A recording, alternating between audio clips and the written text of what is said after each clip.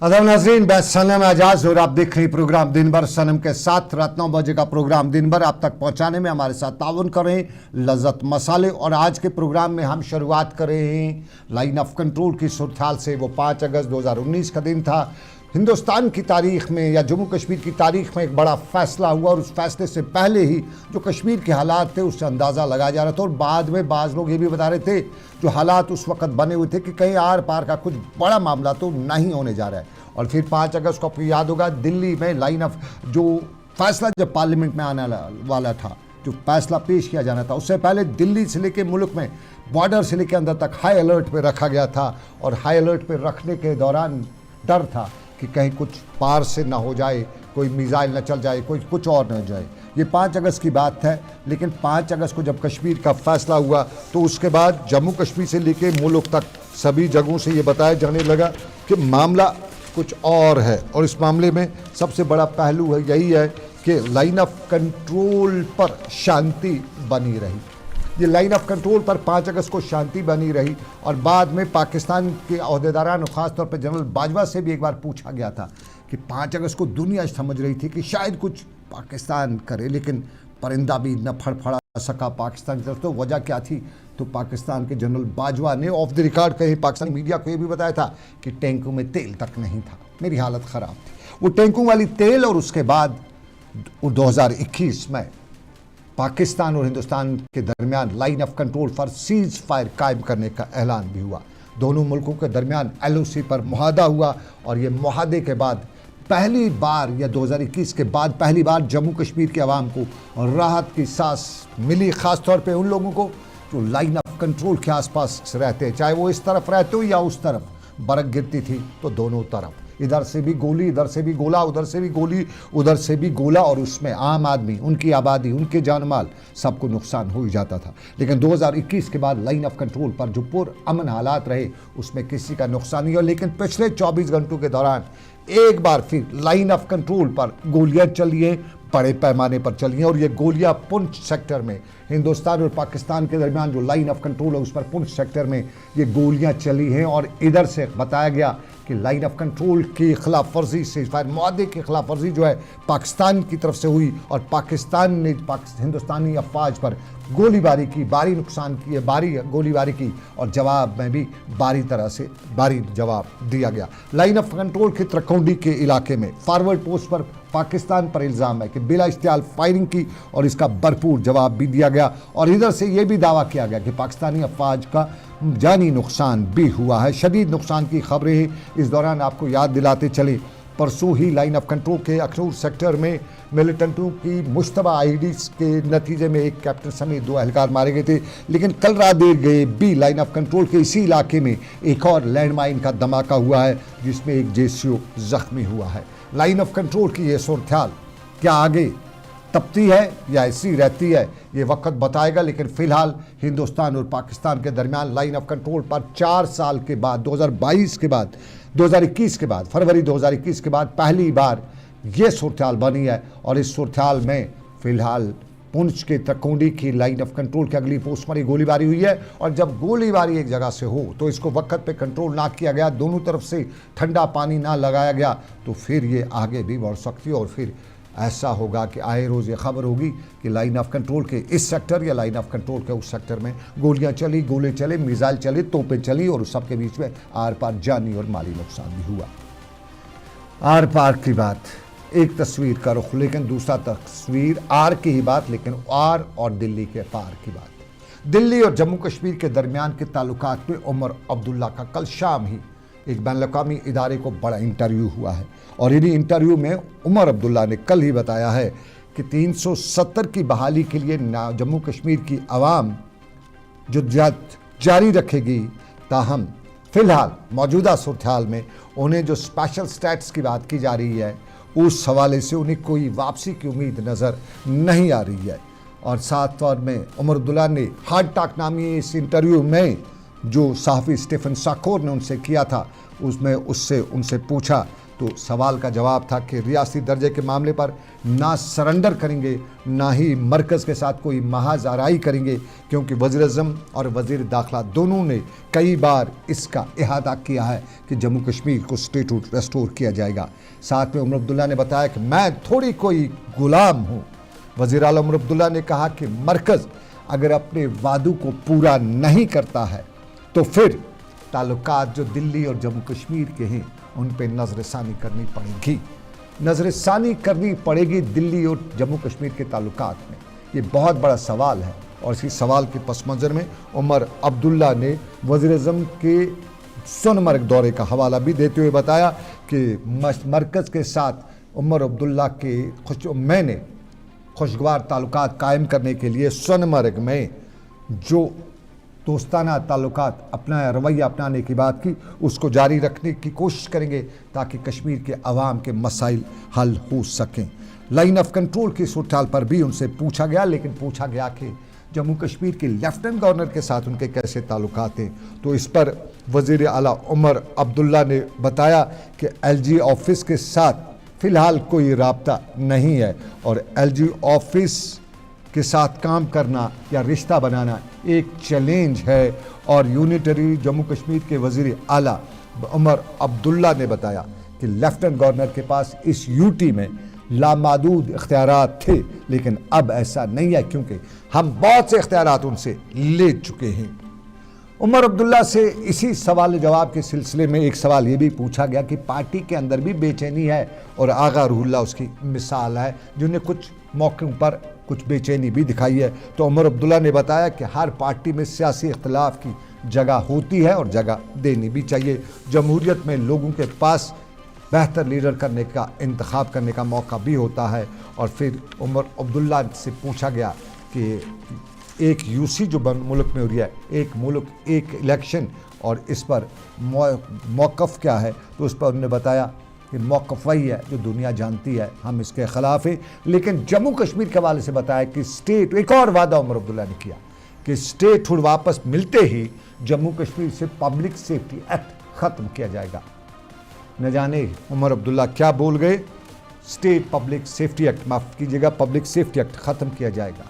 बहुत मुश्किल है इस तरह का बयान देना, इस तरह का बताना, क्योंकि लोग फिर बाद में पकड़ लेते हैं। और उमर अब्दुल्ला ने आज एक और मौजू दे दिया लोगों को, पब्लिक सेफ्टी एक्ट। और इसी सब के बीच में उमर अब्दुल्ला की बात, लेकिन जम्मू कश्मीर के साबिक़ा ख़जाने के वज़ीर डॉक्टर हसीब द्राबू ने भी एक आर्टिकल लिखा है। और उस आर्टिकल में डॉक्टर हसीब द्राबू, जिनके बारे में आमतौर पर कश्मीर मुतासर है कि बीजेपी के टॉप लीडरशिप के करीबी हलकों में गिने सुने माने जाते हैं, उनका भी कहना है कि जम्मू कश्मीर में स्टेटहुड फ़िलहाल लंबी दौड़ की कहानी है, अभी दिल्ली दूर है और स्टेटहुड के हवाले से बहुत तरले मिन्नतें करनी पड़ेगी। बात तरले और मिन्नतों की स्टेटहुड के रेस्टोरेशन के लिए, लेकिन आज की रात मिन्नतों की रात है, शब बारात की रात है। और शब बारात की रात जो है ये हमें एक बात का इशारा भी देती है कि आ रहा है मुक़द्दस महीना रमज़ानुल मुक़द्दस, और रमज़ान से पहले शब बारात की रात होती है। आज शब बारात की रात के मौके पर तकरीबात का सिलसिला जो है वो पूरे जम्मू कश्मीर से लेकर दुनिया भर में रहेगा। मसाजिद, दरगाहों में आज रात भर शब ख़ानी होगी, लोग घरों में भी शब ख़ानी करते हैं और इस शब ख़ानी के दौरान रब कायनात के सामने दुआ की जाती है, मग़फ़िरत की दुआ की जाती है। और आज की रात के हवाले से बहुत सी जो है हलकों में एक तरह से अलग अलग रायज़नी भी की जाती है।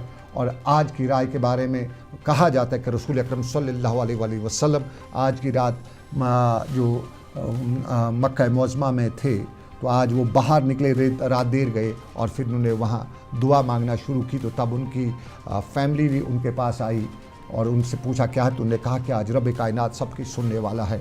तो ये फ़र्ज़ तो है नहीं कि आज की रात आप इस पे करें, लेकिन करने में क्या है हरज। अगर आप दुआ कर रहे हैं, मिन्नत कर रहे हैं, नमाज़ पढ़ रहे हैं, तहज्जुद कर रहे हैं, रात भर दुआ रब कायनात से मांग रहे हैं, तो उसमें हरज कुछ नहीं है। क्योंकि बहुत से लोग आज सोशल मीडिया पे इस हवाले से बड़ा कुछ बता रहे थे, फ़र्ज़ सुन्नत में गिनते हुए बता रहे थे।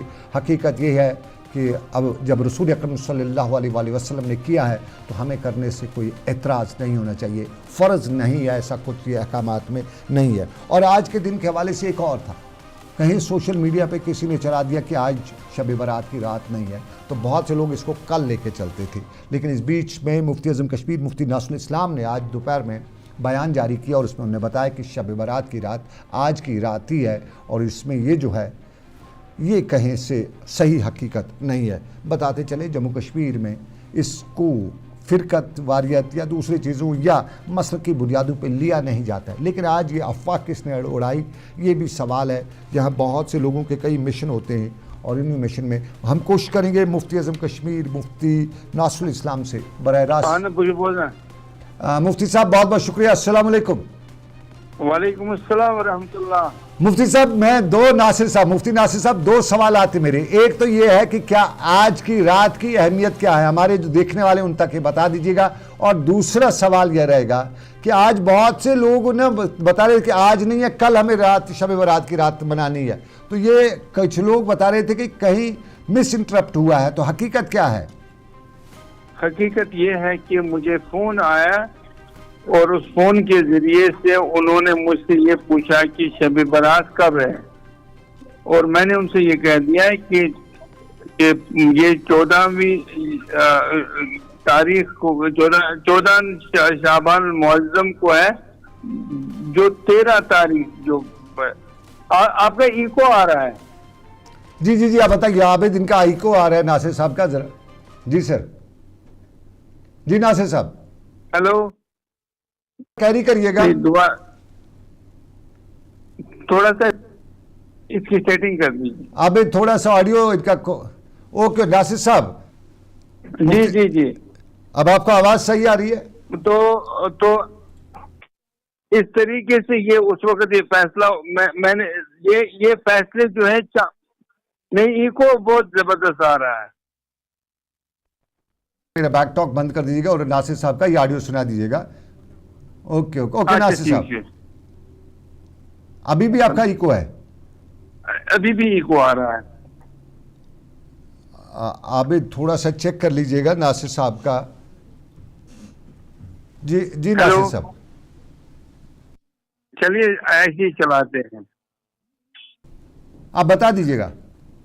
तो जब शाबान का चांद की रोयत हुई तो उसी वक्त ये फैसला हुआ था कि 13 को शब बारात मनाई जाए, और मुझे नहीं मालूम है कि वो साहब कौन थे और किस बिना पे उन्होंने 14 की बात की और उसके बाद एक इंतजार पैदा हो गया। इसमें खुलूस भी हो सकता है और या फिर एक गलती भी हो सकती है या फितूर भी हो सकता है। इसमें फितूर भी हो सकता है और नादान भी। फितूर, यहाँ बहुत से लोग फितूरी भी है, उस पर मैं नहीं जाना चाहूंगा। मैं सीधा आपसे जानना चाहूंगा आप आज की रात की अहमियत क्या है और क्या ये हमारे कहीं रात की अहमियत यह है कि उम्मुल मोमिनीन हजरत आयशा की रिवायत है कि एक रात मैंने रसूलुल्लाह सल्लल्लाहु अलैहि वसल्लम को, यानी आज की रात रसूलुल्लाह सल्लल्लाहु अलैहि वसल्लम को अपने बिस्तर पे न पाया। मैं उनकी तलाश में निकली, मैंने हुजूर सल्लल्लाहु अलैहि वसल्लम को जन्नतुल बकी में पाया। आपने अपना सर पर आसमान की तरफ उठाया और हुजूर अक़दस मुझे देखकर ये फरमाने लगे कि निसफ शाबान को अल्लाह ताला, निसफ शाबान की रात को अल्लाह ताला आसमान से जलवागर होते हैं और कबीले कल्ब की बकरियों के जिस कदर बाल हैं उनसे ज्यादा लोगों के गुनाहों को माफ कर दिया जाता है। इस रात में एक अमल ऐसी भी है कि शब बारात में लोग कब्रिस्तान जाया करते हैं। इसकी दलील यह है कि रसूलुल्लाह सल्लल्लाहु अलैहि वसल्लम मज़ार बकिया तशरीफ ले गए थे। जी मुफ्ती साहब एक ये है आपने, लेकिन अब यहाँ पे एक और सवाल है, ये तो फर्ज है नहीं, और ये बहुत से लोग बता रहे हदीस ज़ईफ है। क्या वाकई में हदीस ज़ईफ है? इस बारे में रिवायत जो है, देखिए इस बारे में बहुत सारे अहादीस मौजूद हैं और बहुत सारे लोग खुराफात बयान करते हैं, लोगों को गुमराह करते हैं। और मुझे एक बात बता दीजिए, अगर किसी चीज की कोई हदीस ज़ईफ मौजूद हो लेकिन उसकी अहमियत है उजागर है, तो क्या हम ये कह सकते हैं कि हम वो अमल नहीं करेंगे? बिल्कुल सही, बिल्कुल सही। अब जरा ये कर दीजिए, ये सुन्नत में आता है या वाजिब में आता है या किस में आता है, किस में आता है? ये जो रसूलुल्लाह सल्लल्लाहु अलैहि वसल्लम ने जो काम अंजाम दिया हो वो सुन्नत ही है जी। और रसूलुल्लाह सल्लल्लाहु अलैहि वसल्लम का हर एक काम जो है वमा यंतिकु अनिल हवा इन हुवा इल्ला वहयुन युहा। आपके इको की वजह से मैं चलिए मुफ्ती साहब, इको की वजह से आप इसको ठीक नहीं कर सके, माजरत चाहते हैं, बहुत शुक्रिया आपका। आपके नाज़रीन बताते चले, आज शब बारात की रात है। बहुत से लोग यहाँ, फितूरी भी बहुत है, ऐसा नहीं है कि शऊरी भी हों, फितूरी भी बहुत हैं। और फितूरियों ने कल से ये बना दिया था कि आज नहीं है। मुफ्ती साहब ने आज बाज़ाब्ता तौर पे एक पैगाम भी जारी किया और इस हवाले से बताया कि आज की रात जो है अजीम रात और शब बारात की रात आज ही को है। आज ही मसाजिद में, दरगाहों में दरूद अज़कार की महफ़िल होंगी। और सबसे बड़ी बात है, बहुत से लोग नहीं मानते कि आज की रात नहीं है। ठीक है भाई, आप ही के मानते नहीं है, हदीस ज़ईफ़ है, हदीस सगीर है, हदीस कबीर है, क्या है, लेकिन आज कोई गलत थोड़ी हो रहा है। रब्बी कायनात के सामने सर झुका रहे हैं, दुआ मांग रहे हैं, मगफरत मांग रहे हैं। ये किसी भी रात को मांग सकते हैं, तो आज भी मांगे तो कौन सी आफत आपके गले पड़ जाती है जो ये सोशल मीडिया पे बड़ा प्रोपगंडा करते हैं। तो ऐसे लोगों से गुजारिश कि आज की रात में खुदाए रब्बी कायनात के सामने सर्व सजूद होते हैं, गिड़गिड़ाया जाता है, तौबा की जाती है, इस्तिग़फ़ार पढ़ा जाता है। तो इस रिवायत को, हाँ कुछ हैं, अब हमारे यहाँ बहुत से लोगों को हमने शिरक भी बना दिया है। और शिरक को माफ़ करने वाला तो रब्बी कायनात सब कुछ माफ़ कर सकता है, शिरक को तो माफ़ करने वाला नहीं है। तो शिरक मत करिएगा, शिरक पे आप खड़ा हो जाइएगा कि कहीं शिरक हो रहा है। लेकिन नमाज़ पढ़ने के लिए, तहज्जुद पढ़ने के लिए, दुआ मांगने के लिए, कुरान पाक पढ़ने के लिए, इस पे भी आज की रात ज़रूरी है आप इस पे सवाल खड़ा करें। ज़रूरी अपना दिमाग ऐसी बातों पे खपाएं, ज़रूरी है नेगेटिव पे बात करें, पॉजिटिव पे चलें। अगर पॉजिटिव आप लेके चलेंगे, और आपको नाज़रीन बताता चलूँ, एक सोशल मीडिया पे एक वीडियो भी आप देख रहे होंगे, बच्चे मस्जिद के अंदर खेल रहे हैं और दुनिया के एक जाना माना मुफ्ती जो है, मौलवी जो है, वो बच्चों को, आमतौर पे हमारे अगर बच्चे जाते हैं मस्जिद में तो हम उसको धक्का दे के निकाल देंगे, जाओ बार बार मस्जिद का एहतराम। तो वो मुफ्ती साहब उस पर बयान देते हैं कि इन बच्चों को कल मस्जिद में नमाज की इमामत करनी है, तो इन्हें आज आदत करिएगा।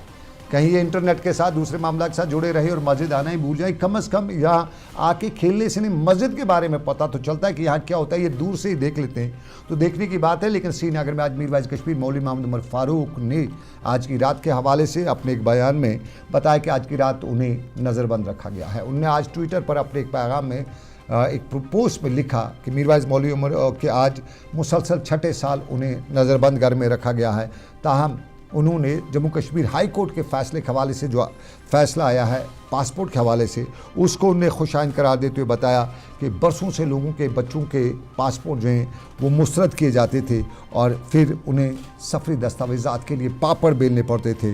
लेकिन अब हज़ारों लोग जो है जो बुनियादी हक़ से महरूम किए गए हैं और तालीमी और पेशावराना मौक़े जो उन्हें मिल रहे थे उससे उन्हें महरूम रखा जाता था। इससे एक नई दिशा जो है वो मिलेगी। ये आज के दिन की बड़ी बात। लेकिन आपको नाज़रीन बताते चलें पीडीपी की बात भी।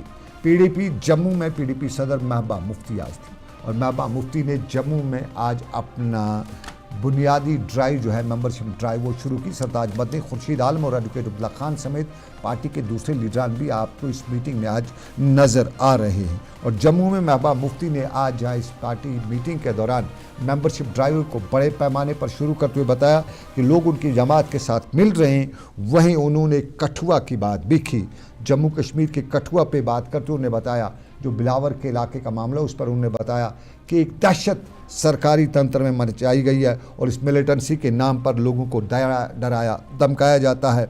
और जम्मू कश्मीर में उमर अब्दुल्ला की सिक्योरिटी मीटिंग में शामिल न किए जाने पर उन्होंने बताया कि इन मीटिंगों के बजाय अगर सरकार एलजी ऑफिस या कोई और ऑफिस बेरोज़गारी पर मीटिंग करते तो ज़्यादा मज़ा था।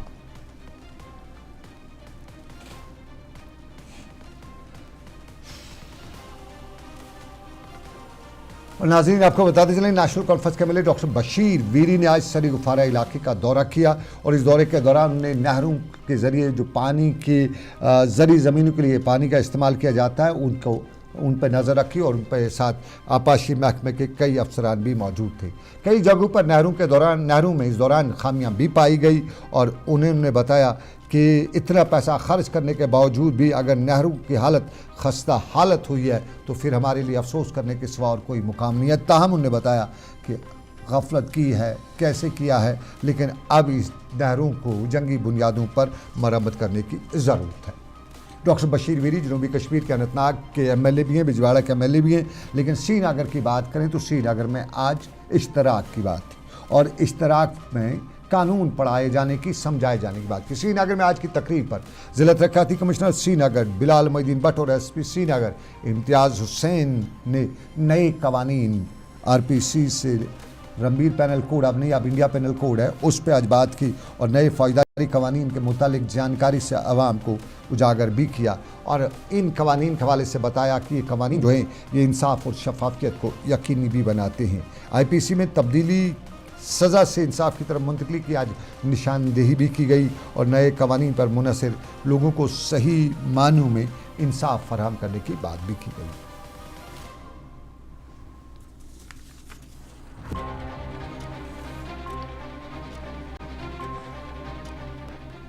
चलिए नाज़रीन, ये था हमारा आज का दिन भर आप तक पहुंचा रहे थे लज्जत मसाले। मुझे दीजिए इजाज़त इस उम्मीद के साथ कि रब्बे कायनात की मर्ज़ी आपसे फिर करेंगे मुलाकात। रखिए अपना ख्याल। अल्लाह हाफ़िज़, शब खैर।